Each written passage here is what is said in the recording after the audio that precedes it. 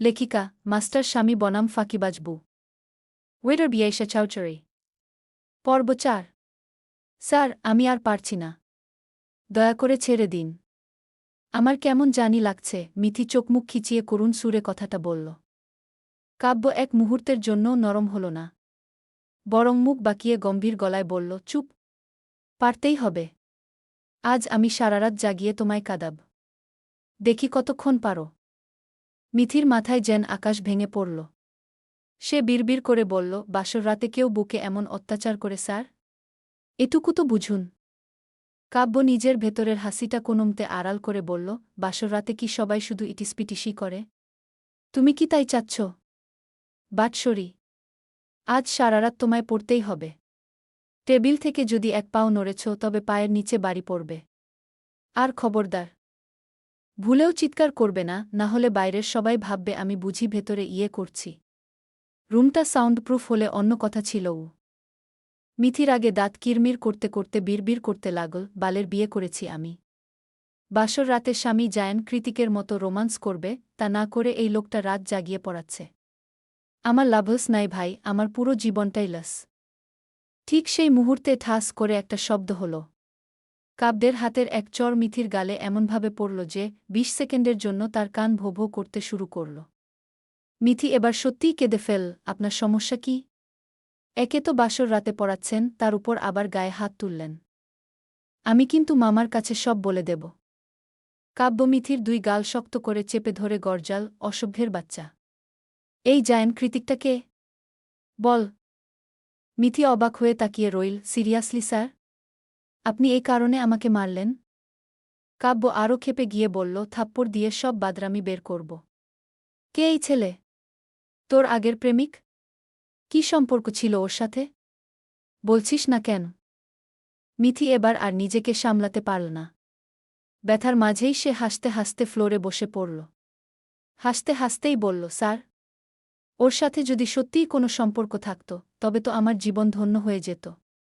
সে তার নেশালো কণ্ঠে বলত, মিথি, ব্যাকসিটে আয়। কাব্য এবার চরম রেগে মিথির চুলের মুঠি টেনে ধরল। তোর কলিজা আজ ভুনা করব আমি। আমার সামনে দাঁড়িয়ে অন্য পুরুষের নাম নিচ্ছিস? মিথি ব্যথায় আহ করে উঠল। আরে স্যার, ছাড়ুন। এটা একটা উপন্যাসের নায়ক। বাস্তবে তার কোনো অস্তিত্বই নেই। সে ডার্ক রোমান্স উপন্যাসের হিরো হিসেবে বিখ্যাত। মুহূর্তেই কাব্যের হাতের মুঠো আলগা হয়ে গেল। সে একটু অপ্রস্তুত হয়ে বিড়বিড় করল, অসভ্য, বর্বর মেয়ে। আগে বলবে না? মিথি গাল ফুলিয়ে মুখ বাঁকিয়ে বলল, ধুরো। আপনি কি আমায় বলার মতো কোনো সুযোগ দিয়েছিলেন? স্যার, আমি আর পড়তে সত্যি পারছি না। আমার চোখ, মাথা, জিহ্বা, পেট এমনকি হাতের আঙুল পর্যন্ত ব্যথা করছে স্যার। মিথি একদম কান্নাভেজা গলায় করুণ সুরে আকুতি জানাল। কাব্য ভ্রুকুচকে ধমক দিয়ে বলল, একটা থাপ্পড়ে হয় নাই? আরও লাগবে? সেটা বললেই তো পারো। আমি কি থাপ্পড় তোমাকে খাওয়াবো না নিষেধ করেছি নাকি? ফাজলামো করিস? মাত্র ১০ মিনিট পড়লি, তাতেই তোর সব অঙ্গে ব্যথা শুরু হয়ে গেল। মিথি আকাশ থেকে পড়ল। কি? মাত্র ১০ মিনিট? সে ঘড়ির দিকে তাকিয়ে নিজের চোখকে বিশ্বাস করতে পারছে না। তার কাছে মনে হচ্ছিল সে যেন জনম জনম ধরে এই গণিত বইয়ের পাতায় বন্দী হয়ে আছে। আসলে ঘটনা ঘটেছিল ঠিক ১ ঘণ্টা আগে। বাসর ঘরের সেই মায়াবী আবহে কাব্য যখন মিথির খুব কাছে এসে বেসামাল হয়ে যাচ্ছিল আর মিথিও আবেশে কাব্যের দিকে হেলে পড়ছিল, ঠিক তখনই ঘটল অঘটন। কাব্য হঠাৎ এক ঝটকায় মিথিকে ধাক্কা দিয়ে সরিয়ে দিল। গম্ভীর গলায় বলল, বেয়াদব মেয়ে, তুমি শিক্ষকের সুযোগ নিচ্ছিলে? মিথির মাথায় যেন বিনা মেঘে বজ্রপাত হল। সে থতমত খেয়ে বলল, স্যার, আপনি কি ভুল লাইন বলছেন? এসব তো আমার বলার কথা ছিল। কাব্য এবার আরও রেগে গিয়ে বলল, চুপ। তুমি জানো না ছেলেরা রাত ১২টার পর অন্য মুডে চলে যায়? আর পাশে যদি থাকে বউ, তবে খাট কাঁপাতে বেশি সময় লাগবে না গি। মিথি লজ্জায় মাথা নিচু করে ফেল। কিন্তু তার সেই লজ্জা বেশিক্ষণ টিকল না। কাব্য হঠাৎ চিৎকার করে আদেশ দিল, শাড়ির আঁচল ফ্লোর থেকে তুলে এক্ষুনি গণিত বই নিয়ে পড়তে বসো। মিথি হতভম্ব হয়ে তাকিয়ে রইল।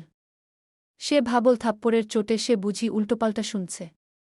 অস্ফুট স্বরে বলল, বাসর রাতে আপনি পড়াবেন? এটা তো হাস্যকর স্যার। কাব্য এবার মিথিকে এক হ্যাচকা টানে নিজের কাছে নিয়ে এল। কোমরে হাত দিয়ে শক্ত করে চেপে ধরে বলল, ম্যাডাম, আপনার কাছে 2টা অপশন আছে। 1, আজ সারারাত জেগে আপনাকে এই অঙ্ক শেষ করতে হবে। আর 2, আপনার শরীরের প্রত্যেকটা তিল আমি আজ খুঁটিয়ে খুঁটিয়ে দেখব। এবার আপনার যা ইচ্ছা। আমি কিন্তু কাউকে জোর করি না গিয়ে। মিথি আর কথা বলার সাহস পেল না। তার মনে মনে তখন গান বাজছে, আয়না মন ভাঙা আয়না। সে ভাবল, ইতিহাসের কোনো স্বামী তার বুকে বাসর রাতে এমন বড় বাঁশ দিয়েছে কি না, তাতে যথেষ্ট সন্দেহ আছে। কাব্য হাতে একটা চিকন লাঠি নিয়ে গম্ভীর মুখে মিথির পাশে বসে আছে। মিথি একটু সাহস সঞ্চয় করে ফিসফিস করে বলল, স্যার, লজিকটা একটু কেমন হয়ে গেল না? আপনি কেমিস্ট্রির স্যার হয়ে বাসর রাতে পড়াচ্ছেন গণিত, অথচ আমি ওদিকে ফেল করলাম বায়োলজিতে। এটা কি ঠিক হচ্ছে? কাব্য বাঁকা হেসে উত্তর দিল, এসেছ তো শিক্ষকের বউ হয়ে, অথচ পড়াশোনাকে এত ফাঁকি দাও। এবার বুঝবে পড়াশোনা কি? কয় প্রকার? শোনো মিথি, তোমাকে আমি বাসায় সব সাবজেক্টের উপর ঝালাই করব, আর তুমি গিয়ে শুধু বায়োলজি পরীক্ষাটা দেবে। কোনো ফাঁকিবাজি চলবে না গি। কিছুক্ষণ পর মিথি একদম কান্নাভেজা গলায় বলল, স্যার, একটু ওয়াশরুমে যাই। শরীরটা খুব খারাপ লাগছে গু। কাব্য ঘড়ির দিকে তাকিয়ে ভ্রু কুঁচকে বলল, ঠিক 5 মিনিটের মধ্যে ফিরে আসবে। 1 সেকেন্ডও দেরি করবে না গি।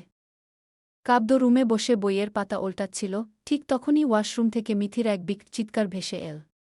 কাব্য বই ফেলে হন্তদন্ত হয়ে দৌড়ে সেখানে গেল। গিয়ে দেখে মিথি ওয়াশরুমের ফ্লোরে ধপাস করে বসে আছে আর বিলাপ করছে। ও আল্লাহ গো! আমার কোমর আর পা বুঝি গেল। উফ, এবার আমার কি হবে? আমার তো আর বিয়েই হবে না। কোনো বেডাই আর আমায় প্রপোজ করবে না, সবাই এখন লেংরা বলবে। কাব্য দাঁত কিরমির করে একটা ধমক দিয়ে বলল, থামবি তুই? অলরেডি একটা বিয়ে করে বসে আছিস, আর কয়টা করার ইচ্ছা? শুনি। মিথি ব্যথা ভুলে দাঁত বের করে একটা হাসি দিয়ে বলল, সরি স্যার।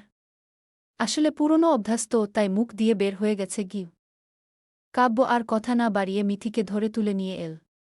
মিথিকে বসিয়ে বলল, আমি আলমারি থেকে অন্য একটা শাড়ি এনে দিচ্ছি, দ্রুত চেঞ্জ করে নাও। মিথি এবার মুখ কালো করে বলল, না স্যার, শাড়ি আর পরতে পারব না। আমায় একটা টি-শার্ট আর প্লাজো এনে দিন গু। কাব্য দ্বিমত করল না। মিথি খুব কষ্টে বসে বসে ড্রেস চেঞ্জ করল। শরীরটা তার সত্যিই খুব মেজমেজ করছে। কাব্য এবার কোনো কথা না বলে মিথিকে আলতো করে কোলে তুলে নিয়ে বেডে শুইয়ে দিল। মিথি অবাক হয়ে কাব্যের দিকে তাকিয়ে রইল। কাব্য একটা ব্যথানাশক স্প্রে বের করে বলল, আমি তোমার কোমরে স্প্রে করে দিচ্ছি, ব্যথা কমে যাবে গু। মিথি কিছু বুঝে ওঠার আগেই বা নিষেধ করার আগেই কাব্য তার টি-শার্টটা একটু উপরে তুলে কোমরে স্প্রে করে দিল। পায়ের যেখানে চোট লেগেছিল সেখানেও ভালো করে ওষুধ লাগিয়ে দিল সে। সবশেষে কাব্য গম্ভীর গলায় বলল, এবার চুপচাপ ঘুমিয়ে পড়ো। আজকের মতো পড়ার ছুটি। মিথি একটা স্বস্তির নিঃশ্বাস ফেল। যাক, অন্তত বাসর রাতে হাড়গোড় ভাঙার হাত থেকে বাঁচা গেল। সকাল তখন মাত্র 6:30। বাইরে মানুষের হইচই আর থালা বাসনের টুংটাং শব্দে মিথির কাঁচা ঘুমটা ভেঙে গেল। চোখ রগড়াতে রগড়াতে সে উঠে বসল। নতুন বাড়ি, নতুন পরিবেশ, সব কেমন যেন অচেনা লাগছে। হঠাৎ তার মনে পড়ল আম্মা যাওয়ার আগে পই পই করে বলে দিয়েছিলেন, খবরদার মিথি, বিয়ের প্রথম কয়েকটা দিন অন্তত শাড়ি পরে থাকবি, না হলে শ্বশুরবাড়ির মানুষ কথা শোনাবে গু। বিছানায় বসে নখ কামড়াতে কামড়াতে মিথির এক দূরসম্পর্কের নানির কথা মনে পড়ে গেল। নানি দাঁত বের করে হাসতে হাসতে বলেছিলেন, নাতনি রে, বিয়ের পরের দিন ভোরে জামাইয়ের আদর সোহাগ নিয়ে গোসল করতে হয়, তবেই না নতুন বউয়ের মুখ উজ্জ্বল হয়। কথাটা মনে হতেই মিথি একটা তেতো মুখভঙ্গি করে বিড়বিড় করে বলল, ধুরো, বালের আদর সোহাগ করছে আমার জামাই। উল্টো সারারাত পড়াশোনার টর্চার আর ওয়াশরুমে আছাড় খেয়ে আমার এই কোমল কোমরটা এখন ব্যথায় টনটন করছে। মুখ উজ্জ্বল হওয়া তো দূরের কথা, আয়নায় দেখলে মনে হবে কোনো এক কয়েদি জেলখানা থেকে ছাড়া পেয়েছে। মিথি আলমারি খুলে তার সেই নীল জামদানিটা বের করল। শরীরটা এখনও একটু অবশ হয়ে আছে, বিশেষ করে কোমরের সেই স্প্রের জায়গাটা। সে দীর্ঘশ্বাস ফেলে ভাবল, এখন এই শাড়ি পরে সবার সামনে গিয়ে দাঁড়ালে লোকে ভাববে কাল রাতে বুঝি খুব আদর পেয়েছি, কিন্তু আসল সত্য তো কেবল আমি আর ওই মাস্টার মশাই জানি। সে আয়নার সামনে দাঁড়িয়ে নিজের চেহারাটা একবার দেখে নিল। কাব্য তখনও গভীর ঘুমে মগ্ন। মিথি মনে মনে বলল, ঘুমাও অ্যানাকোন্ডা, ঘুমাও। একটু পর উঠে যখন আবার অঙ্ক বই নিয়ে বসবা, তখন তো আমার জীবনটা আবারও তেজপাতা করে দিবা গু।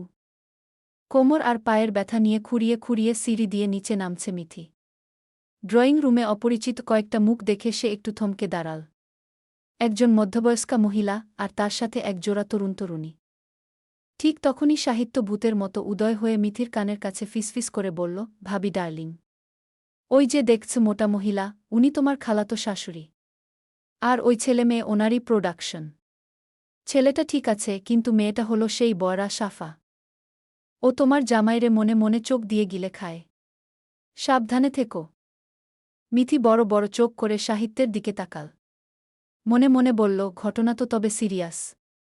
খালাতো শাশুড়ি রেহানা বেগম এগিয়ে এসে অবাক হয়ে বললেন, আপা, এই কি আমাদের কাব্যের বউ?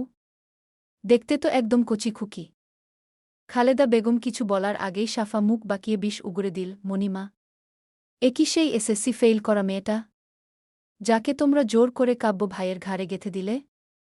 ভাইয়া তো শুনলাম পাত্তাই দিচ্ছিল না। সাফার ভাই শাওন বোনের চুল টেনে একটা ধমক দিল, বেয়াদব। বড় ভাবির সাথে কি এসব কথা বলে কেউ? মিথি এবারও চুপ থাকল, কিন্তু মনে মনে সাফার হাড়গোড় ভেঙে দেওয়ার ফন্দি আটল। সে শাওনের দিকে তাকিয়ে ম্লান হেসে বলল, না ভাইয়া, কিছু মনে করিনি। ছোট মানুষ তো, বলতে দিন গু। ঠিক সেই মুহূর্তে ড্রয়িং রুমে ঢুকল কাব্য। গোসল করে উঠেছে মাত্র, ভেজা চুল দিয়ে টুপটুপ করে পানি পড়ছে। কাব্যকে দেখে শাওনের চোখে দুষ্টুমি ঝিলিক দিয়ে উঠল। সে মিটিমিটি হেসে ভাবল, আজ তোরে মুরগি বানাবি। মিথি তখন ব্যথার চোটে সিঁড়ি দিয়ে খুঁড়িয়ে খুঁড়িয়ে উপরে ওঠার চেষ্টা করছে। শাওন সুযোগ পেয়ে কাব্যকে জড়িয়ে ধরে কানে কানে কিন্তু বেশ আস্তে বলল, কিরে দোস্ত, তুই না বলতি এই বিয়েতে রাজি না? কিন্তু তোর বউয়ের ওই খুঁড়িয়ে খুঁড়িয়ে হাঁটা তো অন্য কথা বলছে। বাচ্চা মেয়েটাকে প্রথম রাতেই কি এমন টর্চার করলি যে বেচারি সোজা হয়ে হাঁটতেই পারছে না? আহারে, কাল রাতটা নিশ্চয়ই ওর কাছে হরর মুভি ছিল। যাক, শেষ বয়সে এসে একটা কচি মেয়ে তো পেলি। শাওনের রসিকতায় কাব্যের মেজাজ মুহূর্তেই সপ্তমে চড়ে গেল। বাড়ির সবার সামনে সে এক ভয়ঙ্কর হুমকি দিয়ে বসল। কাব্য ঠান্ডা কিন্তু খুনি দৃষ্টিতে শাওনের দিকে তাকিয়ে বলল, শাওন, আমার হাতের জুতাটা দেখছিস? ওই জুতার মধ্যে আগে গু, বিষ্ঠা, মাখাব, তারপর সেই জুতা দিয়ে তোরে এমন পিটানি দিব যে তুই ব্যথায় আহ আহ করবি। আর যখন চিল্লাইবি, তখন তোর ওই গুপ্তস্থানের ৭২ লাখ টাকার জিনিসটা আমি টেনে ছিঁড়ে ফেলব। বলতো দোস্ত, তখন কেমন হবে? কাব্যের এমন রুদ্রমূর্তি আর অশব্দ হুমকি শুনে শাওন তো ভয়ে এক ঢোক গিল।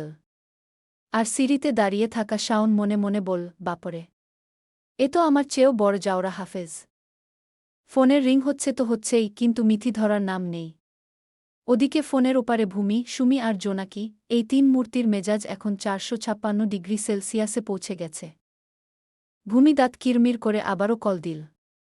মিথি রিসিভ করে হ্যালো বলতেই ভূমি গর্জে উঠল, নোচ্চার বেডি, স্যারের আদর্শ হাক খাওয়া কি এখনও শেষ হয় নাই? কতক্ষণ ধরে কল দিচ্ছি খেয়াল আছে? মিথি ফোনটা কান থেকে দূরে সরিয়ে নিল। মনে মনে বলল, আল্লাহ, আমার কানটা আজ এই বজ্জাত মহিলারা খেয়েই ছাড়বে। ভূমি এবার সিরিয়াসলি ফিসফিস করে জিজ্ঞেস করল, দোস্ত, কাল রাতে স্যার কেমন ছিল রে? মানে অ্যাকশন কেমন দিল? জোনাকি ফোনটা কেড়ে নিয়ে বলল, দোস্ত, স্যারের সব পার্টস ঠিক আছে তো? তুই স্যাটিসফাইড তো? সুমি এবার আরও এক ধাপ এগিয়ে গেল, দোস্ত, প্রথমবার কি খুব কষ্ট হলো? তুইও কি আহুফারো জোরে এসব বলছিলি? প্লিজ আমাদের ডিটেইলস বল না। মিথি এবার রেগে ফেটে পড়ল, শাওয়া করছে। আমার যে আহুফ করতে হবে।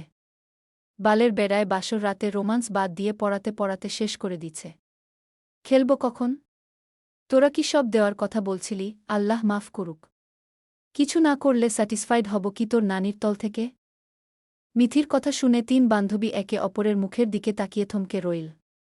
তারপর হঠাৎ ঘর কাঁপিয়ে হেসে উঠল ভূমি।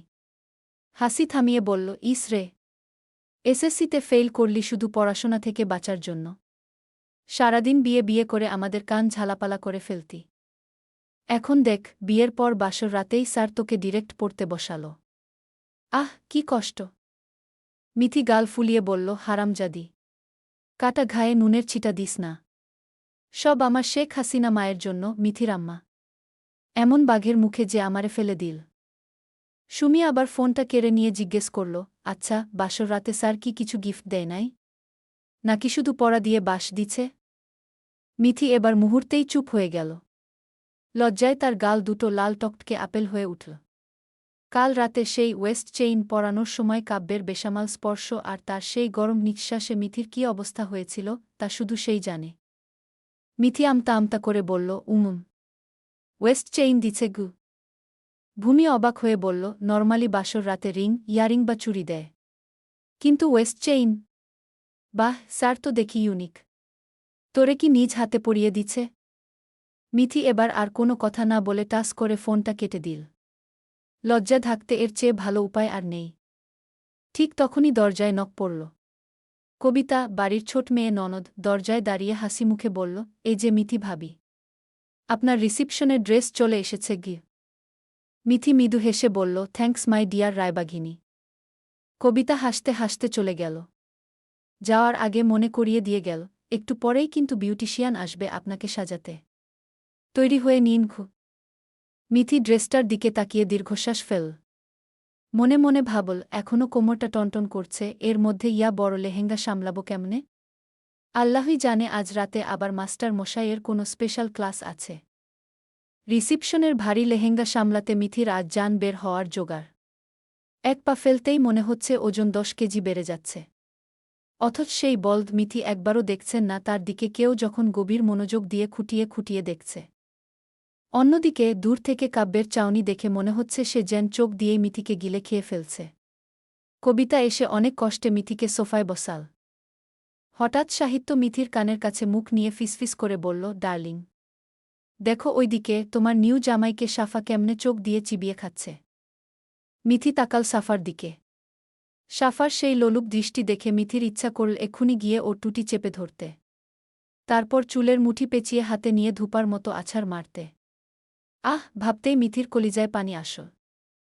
সাহিত্যের আবার দুইটা বিশেষ গুণ আছে যা সচরাচর মেয়েদেরও থাকে না, একটা হলো মেয়েদের মতো তুখোড় কুটনামি করা, আর অন্যটা হলো দুনিয়ার তাবৎ গালি নিজের মনে পুষে রাখা। মিথি আর দেরি করল না। ভারী লেহেঙ্গাটা 2 হাতে জাপটে ধরে হনহন করে গিয়ে কাব্যের হাত চেপে ধরল। কোনো ভূমিকা ছাড়াই বলল, স্যার, সাহিত্য ভাইয়া আপনাকে খুব জরুরি ডাকছে, চলুন আমার সাথে। কাব্যকে কিছু বলার সুযোগই দিল না সে, এক প্রকার টেনে নিয়ে চল। সাহিত্য ওদিকে হা হয়ে তাকিয়ে রইল, সে কখন ডাকল।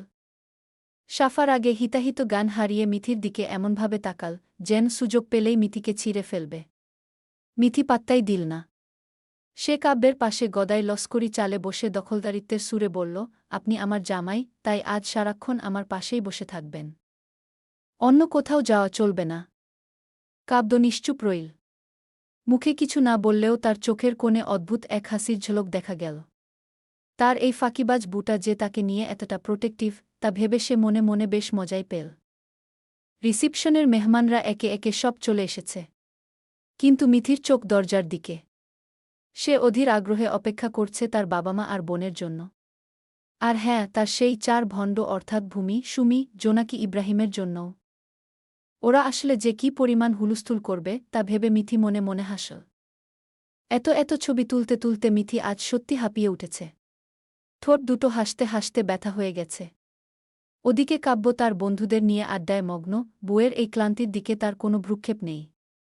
ঠিক তখনই খালেদা বেগম মিথির কাছে এসে পরিচয় করিয়ে দিলেন, মিথি, এ হলো তোমার নানি শাশুড়ি, আমার মায়ের বোন, আর এ তোমার মামি শাশুড়ি উ। মিথি সৌজন্যের খাতিরে মাথা নিচু করে সালাম জানাল। কিন্তু উত্তর দেওয়া তো দূরে থাক, নানি শাশুড়ি উল্টো মিথির গালটা বেশ জোরে চেপে ধরে খালেদা বেগমের দিকে ফিরলেন। কর্কশ গলায় বললেন, খালেদা, এ কেমন মেয়ে বিয়ে করলি রে?